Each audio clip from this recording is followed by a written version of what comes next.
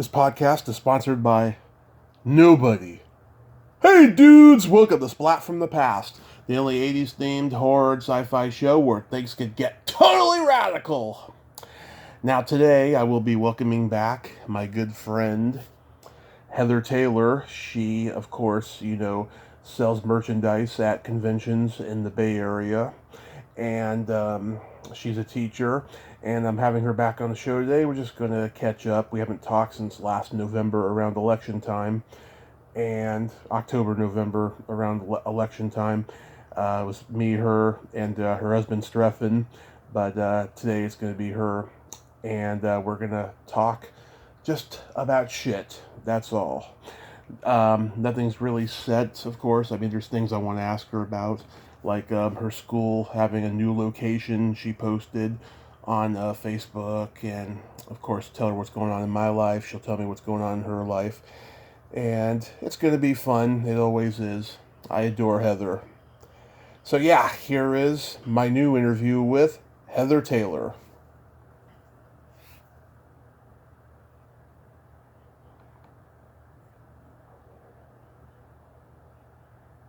Thanks for inviting me to be back on your podcast. This is my third time now. Yeah, I mean, we always have a good time, you know. I was curious, you posted a couple weeks ago that you have a new school location, right? Yeah. I have a high school, and I'm in Alvarado Park in Richmond. And it's funny. A lot of people, I think, have certain opinions about Richmond, but I would welcome them to see all the different sides of it because it's a pretty amazing city. And yeah, my school is in Alvarado Park, so it's 100% outside.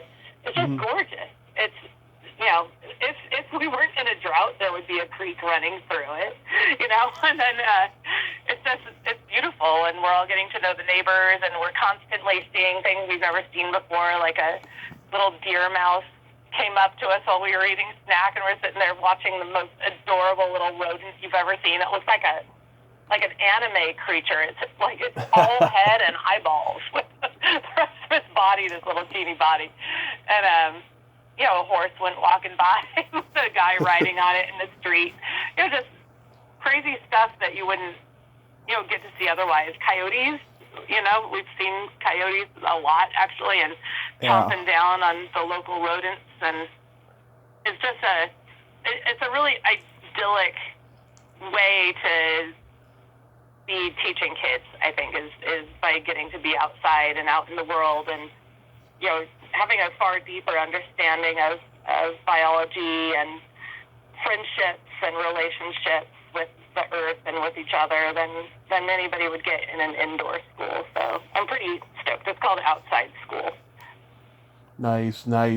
Yeah, I mean, I looked at the pictures and stuff. Yeah, I mean, it looked like like a nature camp setting.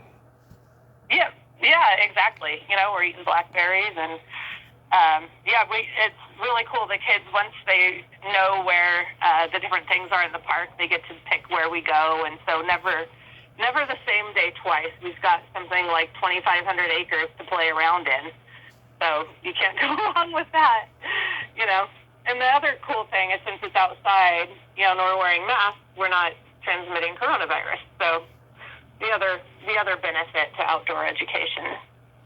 Yeah. Have you ever had a student who had a crush on you? Most of the kids are they're littler, but you can kind of tell when they have crushes. Yeah, it happens. Yeah, it's funny. I think back to teachers that I had and stuff.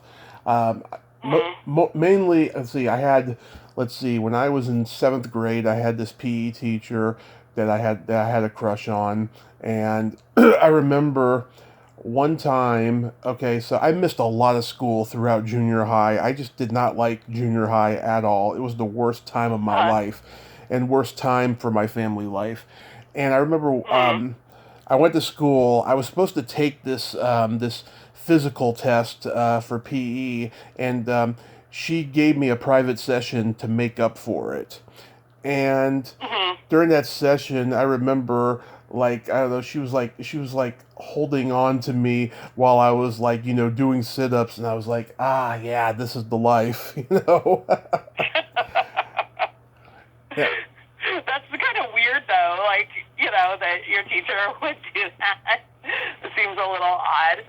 While doing sit-ups, Or is it back in the day where they sit on your feet so you can do the sit-ups easier? Is that the style? Exactly. Yes.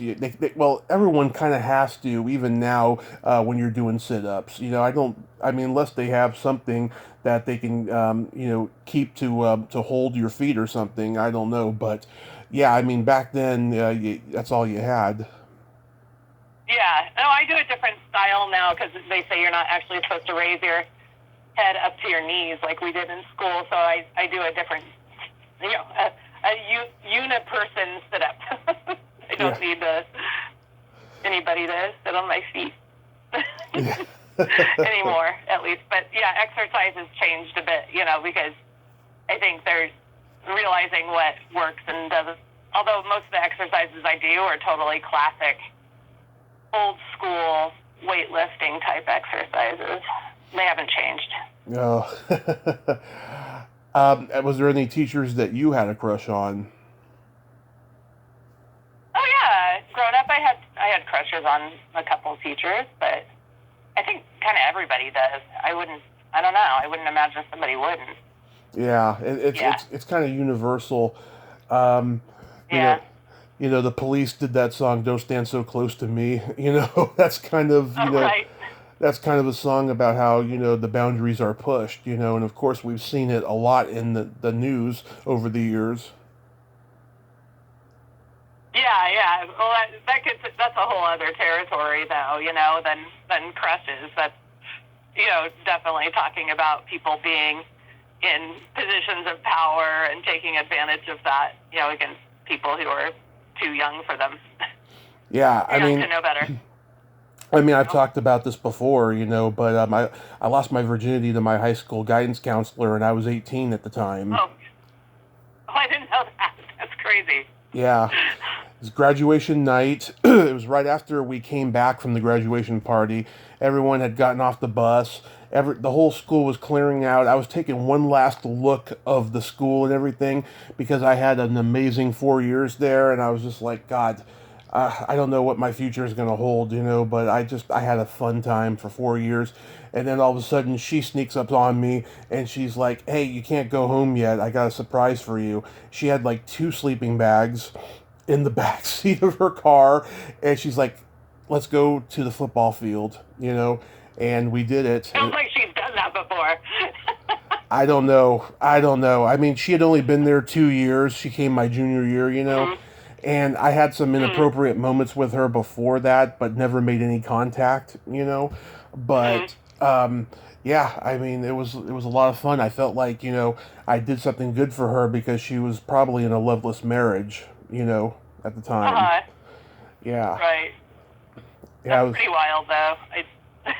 it was. Yeah, and then I found her last year on LinkedIn, and I sent her a request, and she denied it. Yeah. Well, yeah, she probably thought better about it. Yeah, I'll probably put it in one of my movie scripts someday. Who knows? Probably, yeah, definitely. I think that your story is more uncommon than common. Exactly. Yeah. Yeah. I mean, as an educator, I mean, how comfortable are you talking about sex? We talk about sex all the time. I mean, we're out in nature, so we see animals having sex. Oh, yeah? So you got to talk. Yeah. I mean, all the time. It's mostly insects, but we also, talk about, we see them, we see things like butterflies laying eggs, and we see different sizes of caterpillars. So, and we see a lot of dead animals. So, we do talk about the whole life cycle because it's just part of nature. And I think that, if we talk about it in a biological way, Mm-hmm. We're not putting weird, religious constructs on rules about it or whatever. It's just nature. So, yeah, it comes up quite often, actually.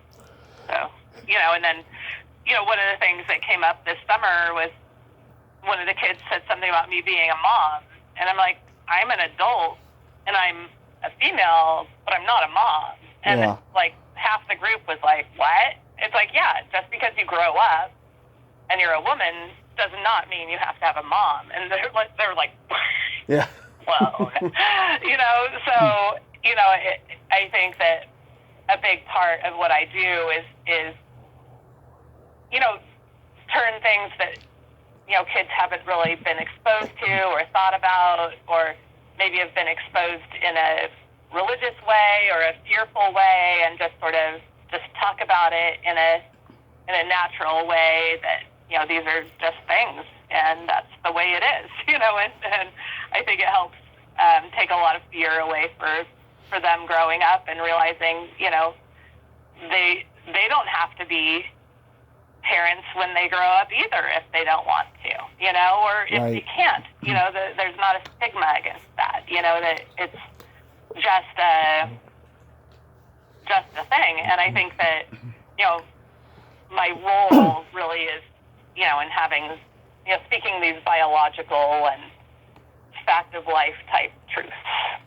Right. And not a lot of people do that. That's kind of a compliment, though, that they think that you have that you're a mom and you have kids because you're so good with them. Right. Yeah, it wouldn't even occur to them that I wouldn't have kids. It's kind of cool, but yeah, I'm definitely happy to break some stereotypes in that regard, though. Yeah, I cannot believe the amount of women I've interviewed who don't have kids, and a lot of them have not been married. It's so astounding. 'Cause when I was growing up, I always thought that was always the dream for every woman, to get married, have kids, have a white picket fence, and all that stuff. And then, I got kind of a reality check about it. Yeah, turns out they're just as different as everybody else. Yeah. Exactly. And yeah, I mean, I've seen the Discovery Channel where they show, dung beetles fucking, Right. And it's hilarious. Everybody's got to do it. It's a hilarious, yeah. I remember one time I saw a guy jerk off a fish, like a salmon trout. Oh my. Yeah, I can't remember what. Right. I can't remember what this was called, but I've seen it. I've seen people with these. I've seen people with these occupations before. Yeah, I mean, you saw the guy doing it, and then the fish was ejaculating. I was like, this is pretty fascinating. Well, it is true, because I did used to work. A huge part of my love of teaching outside is with my experience in biology, and actually, you did remind me, like, I would never, even possibly consider it jerking off a fish, but part of my job, I was doing Biology 1A labs at UC Berkeley. I have this huge vault of stories from back when that was my job, and the kids love all these stories that I tell, but I don't, I probably didn't tell this story because it's not actually that fascinating, except for in this context. But one of the things I would do is there was a vertebrate development lab, and one of the things about echinoderms, which are sand dollars, starfish, sea urchins, and sea cucumbers, one of the things about echinoderms is that in their development, just like in mammal development, we have, or vertebrate development rather, that when the embryo starts off, it starts as a little ball, and then a pore forms, and that pore becomes the first opening of the digestive tract. And in echinoderms and vertebrates, that hole becomes the anus, and and the intestines move its way up to the mouth. And then in other species, like insects, the mouth forms first in development. So anyway, they consider echinoderms to be common, have developmental parts in common with vertebrates. And so we would actually get sea urchins from a guy who studied sea urchins, and we would inject them with potassium chloride, and that would cause them to either shed their eggs or sperm. Then I would take those, mix them, and have a little motor in their a little clock motor with a paddle on it, and these little beakers of salt water, and they would develop. So we could have different steps of development in sea urchin larvae so that the students could see it, because it looks just like what development would look like in a human embryo, up until the point where this larva becomes a free-swimming larva. Then it doesn't look anything like it would if it was going to be a vertebrate. But it was really cool. So I definitely have had my hands in some sea urchin development, for sure. It didn't go, they didn't turn into adult sea urchins. We just, once they were done, they were done. That was it. Right. Sea urchin abortion, I guess you might want to say, because they were never allowed to procreate in nature. Huh. I did not know that. Yeah, I remember one time, me and an older woman, we were having a quickie in a nature park, and I shit you not, a deer walked past us. Mm-hmm. Just casually, nonchalantly, just like looked at us, like as he was walking by. And, my mind is, oh shit, is he going to eat us? Is he going to attack us? No, he just walked by. I wonder if he's still alive. Yeah, I don't know. It sounds like he wasn't too impressed, or maybe he'd seen it before. Maybe. Yeah, deers are very interesting animals. I mean, they're very common in the Bay Area. I remember I'd be walking home from the bar, and like a deer would be coming from the hills of Belmont down, and I'm like, whoa, fucking careful there, buddy. He's gonna attack me. Yeah. Yeah. It could be pretty scary. Yeah, they can hurt you. They generally don't want to, but they can. There's one time Stefan and I were walking on this trail. We were in two separate parts of the trail. Right. And this big buck, and we could see each other because I was down below and he was up above, and this buck was between us. And as Stefan walked past, the buck got scared from him, but they don't have good vision directly in front because they're a prey animal, so their eyes are on the side, and they can envision things off to their sides and in front and behind to degrees, but they can't see things directly in front of them. So this buck starts running directly at me. And so I had to just raise up my arms and start yelling and jumping around, and finally it was like, oh, there's a person in front of me. I'm going to change direction, but it was kind of crazy to have a buck running straight at me for a minute. Like, it's going to go bad. Like, I just have to stand my ground and be loud, and hopefully it'll figure it out, and thankfully it did. Oh, boy. It was kind of funny that, normally we would walk right next to each other, so it was sort of funny that we had that little moment of walking apart, and this buck going like, hey, whoa, get away from these people. It's funny, I talked to a lot of older actresses about growing up during the sexual revolution of the 60s, and they tell me just how different it was. Some of them had mothers that insisted they get on the pill, when it first came out. Mm-hmm.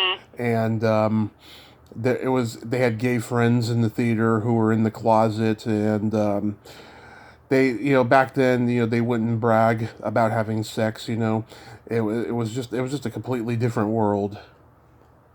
Mm-hmm. Yeah, for sure. Yeah, I mean, the closest they got to bragging in those days is that they would get their hair done at the salon, and they would say, oh, he sucked my big toe last night, and that would be like the extent of the bragging. Yeah. Yeah, I mean... The details to yourself. Right. I mean, even then, housewives didn't even brag about blowjobs, It was completely different. Do they now, though? Yeah. I mean, girls that I talk to, that I'm friends with, they talk about the blowjobs they give all the time. I guess I'm not that kind of girl. Yeah. Oh, no, it's okay. I mean, the ones that, that are like my age that I'm the closest to, yeah. I mean, they go all out. Because, I'll tell you something. I have a theory. We all gather our friends by a similar sense of humor and a way of thinking. Would you agree with that? Yeah, for sure. There's definitely common interests, for sure. Yeah, it's definitely the sense of humor part, for sure. You know, um, when you tell them jokes and stuff, it's just like there's some kind of I hate to use the word of affection, but there's this kinship between the two people with the laughter. Hmm. You know, it's a very, I guess, metaphysical thing. That's the only word I could think of. Right. Yeah, I don't know. I don't think about it all that much. I gotta say. That's Yeah, all right, right? it's all right.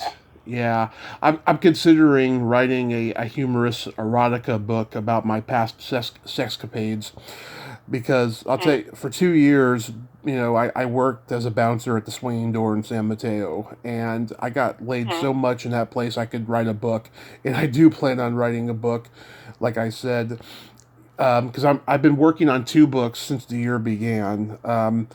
One is a memoir and part movie guide. It's about my love of cult films and what every cult film means to me that I love. You know, That's cool. yeah, the ones that I can Mm-hmm. watch over and over again. And Right. I've been taking a break the last couple of months because it's been emotionally draining. I've been crying a lot during it, and I've been just crying in general because I've lost some loved ones lately, and it's just Mm-hmm. you have to pick your crying sometimes, because if you cry way too much, that's not good. I don't know. I think it's good. I think it's If it good if becomes you. a habit for no good reason, that would be something. But I don't know. I I think think it's. having your emotions is a positive and healthy thing, I think no crying matter what is. those emotions are. Yeah, well, I think crying is good if you haven't done it in a while. If you've just Mm. been so focused on whatever you're doing and you haven't had time to grieve or mourn, then Mm-hmm. then I think it's good though. But if you just do it way too much, I think that can be, you know, somewhat unhealthy in a way to your health. Yeah, I don't know. I've never heard anybody really talk about it like that, so I don't know. Yeah, yeah, I have no idea, but I just think that it could be possible. Yeah. And then the other All book. those Oh, go ahead. all those kids books I read always make me cry. They're always good. Yeah, Kind of funny. and then I don't know why. the other book I'm working on is a trivia book about the Bangles, because they're like one of my favorite bands of the '80s. Yeah, That's very specific. well, it's funny because I always wanted to do a trivia book about a horror movie I love, and they've so many people have done it already. There's this one guy who shall remain nameless. He wrote a trivia book about the Friday the 13th movies, and there's 1,300 questions in there. Now, when you have 1,300 questions about the Friday the 13th franchise, there's nowhere to go after that. That's the ultimate trivia book for Friday the 13th. Yeah, I would think so. So I couldn't do that, and then he wrote a Halloween one, and then someone else did a Nightmare on Elm Street one. I'm like, damn it, what can I do? And so Right. I just like, you know what? I should do a rock and roll run. I was like, I love the Bangles. The Beatles and the Uh Stones are already taken with the trivia book, so why don't I do one for the Bangles? So that's what I've been doing. huh. Yeah, Oh, yeah. And nice.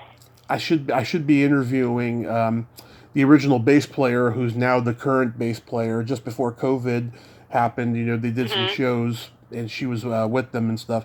So hopefully, I'll be doing that soon. That'd be awesome. Yeah. Luck with that.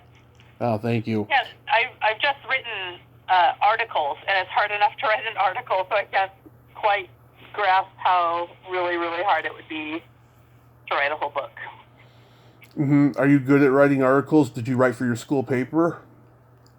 Oh, you know what? I do actually write all the time. Like when I'm teaching,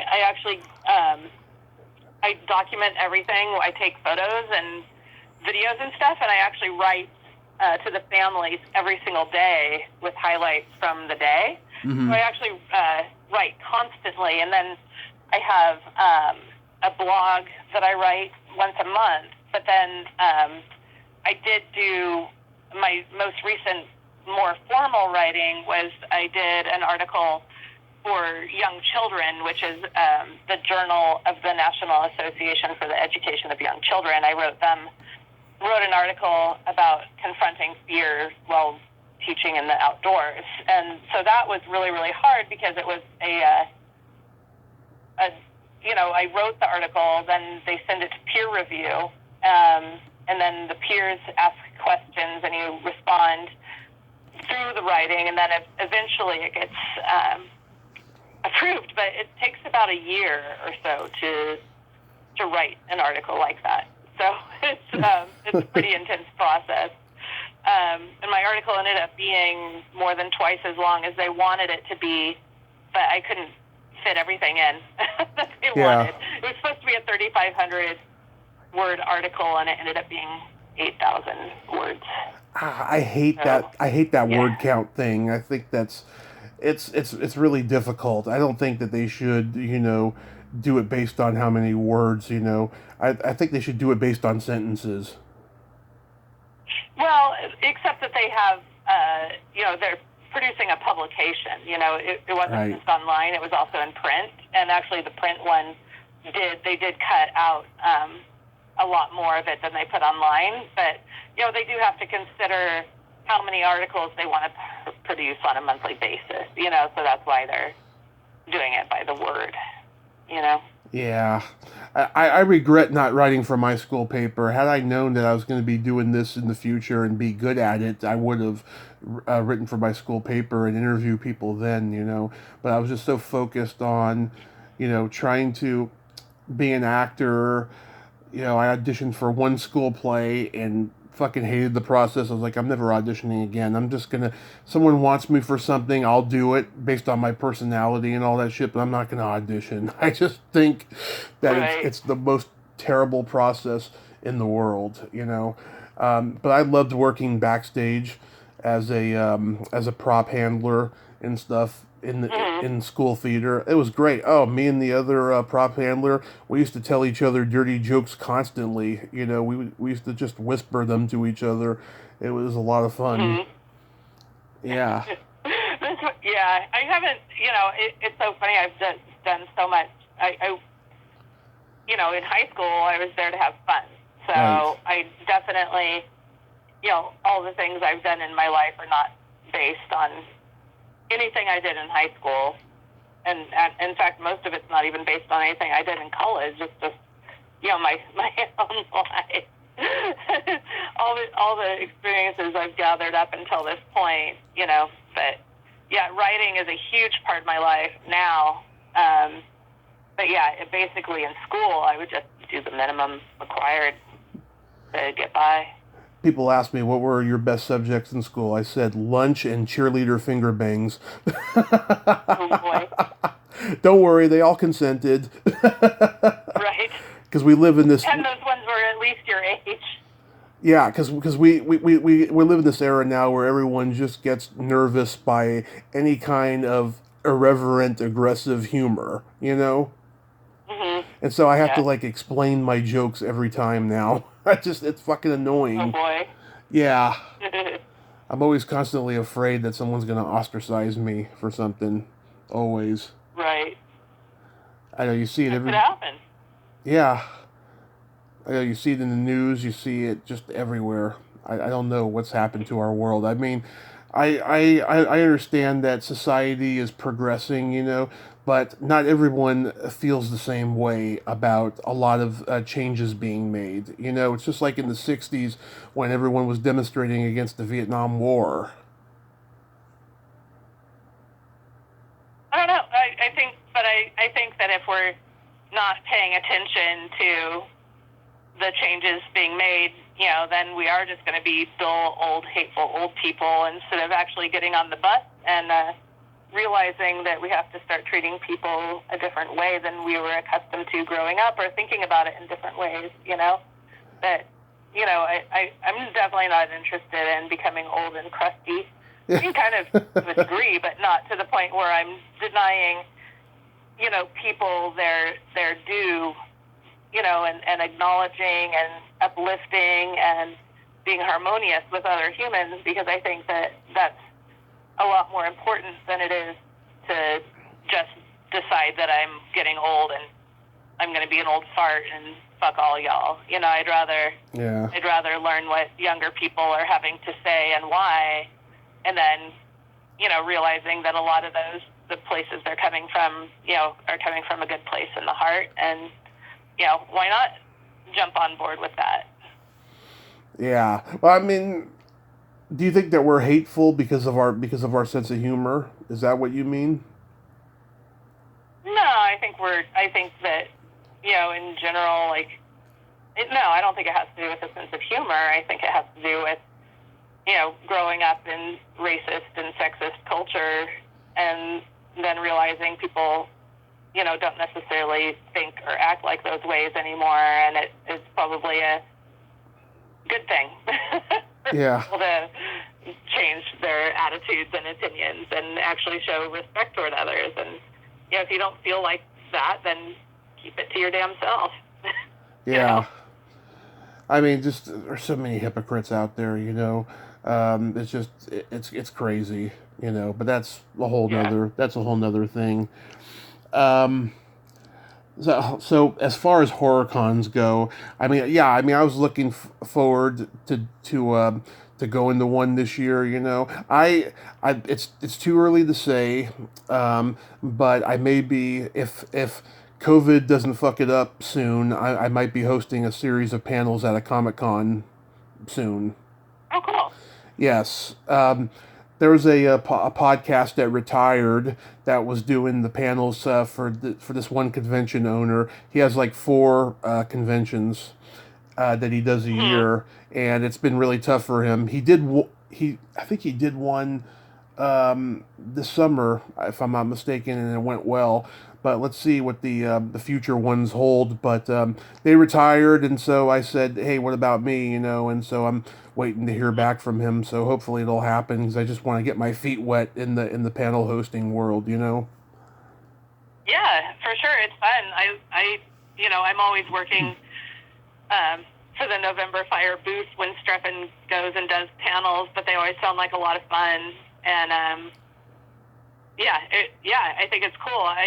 We were supposed to go to a convention this weekend, but decided, just because the coronavirus numbers were up so high, that it wasn't worth our going. Especially there was an elder, at least one elderly person we knew would be there, and if that person fell ill, we would feel horrible. So it was definitely our decision to not participate at this point. And hopefully we'll be getting back to doing some cons and stuff soon. We're planning a creepy coffee event later in October. Oh, cool. So the news will be up at November Fire on Facebook when we can announce it more. But right now we're doing save the date October 23rd. Yeah, Raina is going to be at Sinister Creature Con this weekend, and it's going to be the first time in Roseville, because they usually do it in Sacramento. Me and Mom, we go every year. The last couple of years, I wanted to go this year, but because of Mom's surgery and because my brother is going through his shit, I'm not going to be able to go. But there's so many people that I've interviewed that are going to be there this year that I wanted to meet. Yeah.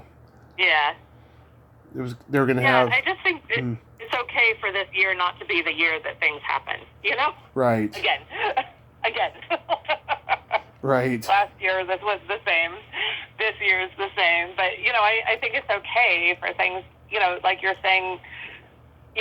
With you writing less right now, that I think it's okay for us to be a little bit exhausted about everything right now, and for creativity to have a little bit more of a backseat than it might when we're feeling all, flowers and butterflies about the world, comparatively speaking. I gave up on trying to get my horror hosting show done, and my get my horror movie I wrote made and stuff. I'm just gonna let it happen organically, because I'm just, I'm almost 40. I don't want to jump through the hoops and schmooze with people and all that showbiz bullshit. I just want to let it happen organically, and hopefully I'll get to do it. Yeah. Yeah. I mean, and that sort of stuff will probably come at some point when you're feeling more inspired and the world is more open and you're not going through a bunch of shit with your family and all that. It's hard to have any inertia right now, I think, for a lot of people. Right. Not just us. I think it's just times are hard right now. Yep, it's going to be years from now. It's going to be in the books as one of the most strangest times in American history. Yeah, one of the lists. One of them. In U.S. history. One of them. Yeah.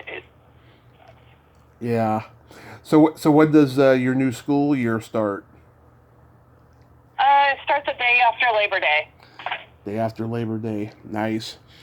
Yeah, we used to start school the week before Labor Day, and I could never fucking understand it because we had 3 days. Hey. We had a 3-day vacation after starting school. I could never understand that.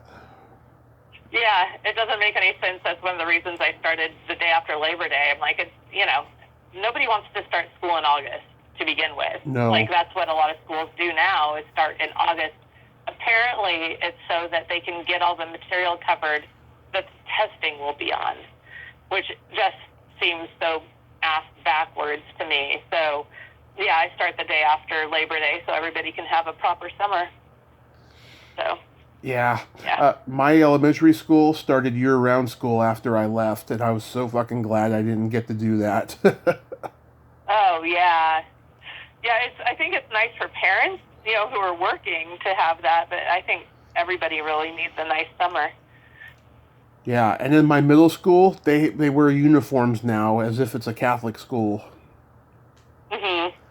Yeah, we didn't get to do that. Yeah. And sometimes I'll meet somebody and they say, "What middle school did you go to?" I said Bayside. He's like, "Oh, so you had to wear a uniform?" I was like, "No, we didn't have uniforms back then, and we also didn't have we didn't have a performing arts center then too. They got that now over there."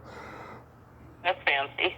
Yeah, that's on the peninsula though, right? So there's more money out there. Yes, it's in San Mateo.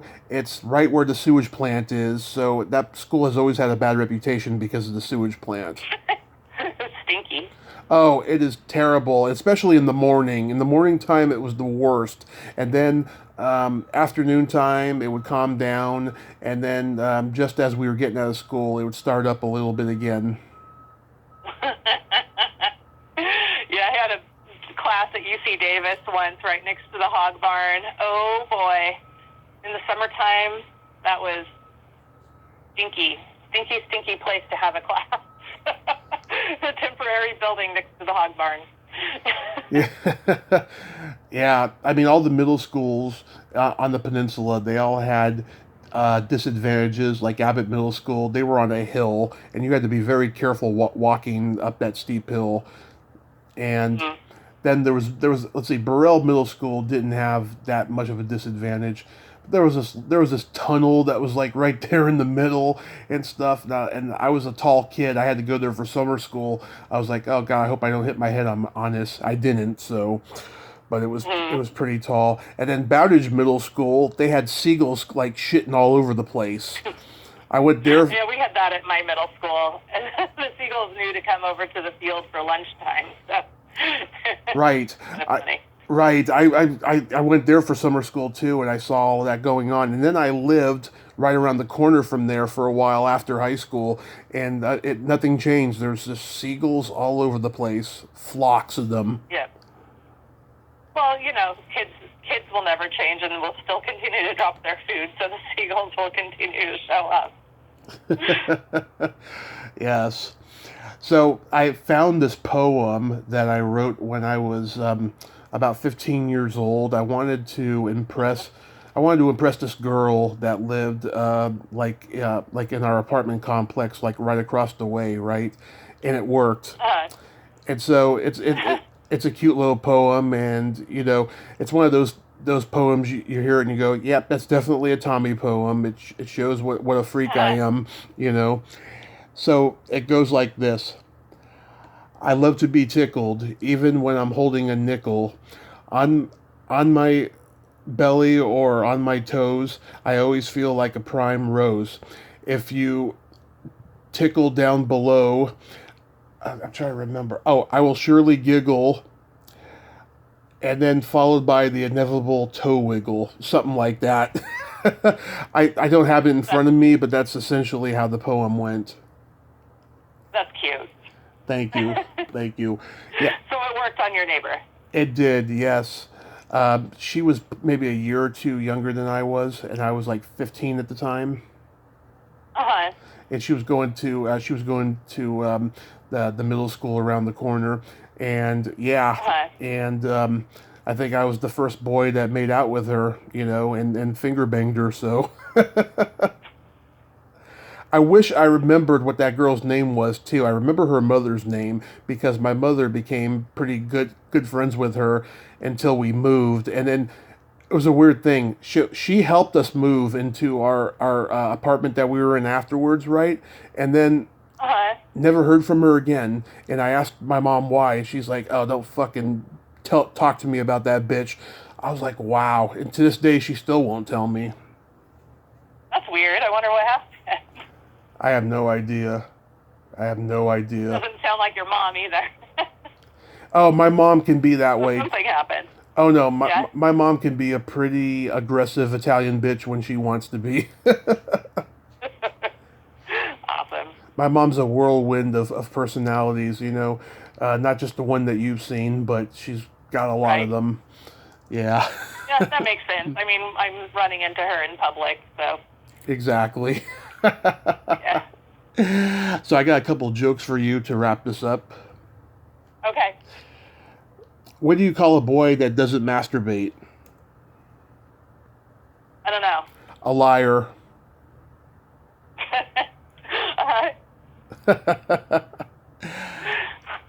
Why is drinking cheap beer like going down on your sister?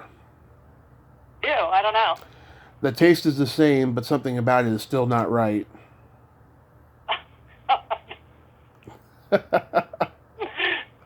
Oh boy. Uh-huh. Okay, a priest says to his neighbor, "Top of the morning to you. I heard the ice cream bell trucks ringing and I felt like a kid again." The neighbor says, "Careful, Father. They have cameras everywhere now." Oh jeez. Your jokes are pretty bad, Tommy. They are pretty bad. To each their own, I guess. Yeah, for sure, for sure. I'm not. Yeah, Go oh, ahead. sorry, go ahead. I was gonna say I'm not worried though because you're pretty direct. You would tell me if you were uncomfortable. That's true. I am just telling you they're bad jokes. Exactly. What were you gonna Totally. say? Well, I did have one thing aside from my school I wanted to plug, Go ahead. and that is I was going to let you know that November Fire has color shirts now, like printing in full color. Right. So check out NovemberFire.com because we have a bunch of new shirts. And then we also still are carrying Creepy Coffee Movie Time, which the DVDs we have for sale are different edits than you would find on Amazon and Vimeo rather. So Right. that's just some stuff to check out that's happening new with November Fire. So we're really excited about our new machines so we can do our color prints, and they look amazing. Both horror stuff and San Francisco history stuff. So good stuff. Wonderful. Wonderful. That's the main thing. Yeah, Yes. totally. Well, you have yourself a great day. Thank you so much for coming on You again. too. Yes. Thanks for having me, Tommy, and hopefully we'll see you live at a convention soon, although I'm just going to guess it'll still be later. I hope so. I hope we do get to see each other live again. It's going to be pretty emotional when I see everybody, because it's just, I know, right? this is giving me no hope, and it's just, once I'm in there in person, it's going to be just spectacular. I know it. For sure, absolutely. It will be fun, and everybody's gonna be ready to grab life by the horns again. Grab the bull by the balls. Yes. Yeah, exactly. Oh, and then just in horror movie news, we had just recently watched it's not even a horror movie; it's a love story. But we just watched Harold and Maude again, and man, it just gets better every time we see it. That was shot in the Bay Area. Yep. So definitely, I hope your listeners go check out Harold and Maude, or check it out again if they're familiar with it, because it's just an amazing, amazing movie. It's one of my favorite movies, for sure. I tried to find someone to come on here and talk about it for the 50th anniversary. I couldn't find anybody. They're all MIA. And Bud Cort, he's very eccentric and subversive, and he's very hard to get to for an interview and stuff. So I gave up on that one, because I've been doing a lot of anniversary shows this year. Yeah. That's good that you tried, though. I mean, yeah. You can't always get what you want, right? But exactly. Oh, this Halloween, they're working toward it. Oh, when I do my month-long horror Halloween episodes, I'm going to do lots of, anniversary shows, 1981, 86, slasher movies. It's going to be spectacular. Yeah. I can't wait. That'll be awesome. Well, you have yourself a great day, and stay safe, Heather. Hey, you too. Good chatting with you. Say hi to your mom, and good luck with all your family business that you've got going on there, and I'll see you at a convention sometime soon. Yes, tell Streffen I said hi. I will, for sure. Okay. Bye-bye. Bye-bye. Well, there you have it. Heather Taylor. Ain't she a sweetheart? I love talking to Heather. She's so smart and so damn funny. She's just fucking awesome. Well, until next time, this is Tommy Throwback Kovac saying, there's no shame in living in the past, because the present sucks. Later, dudes.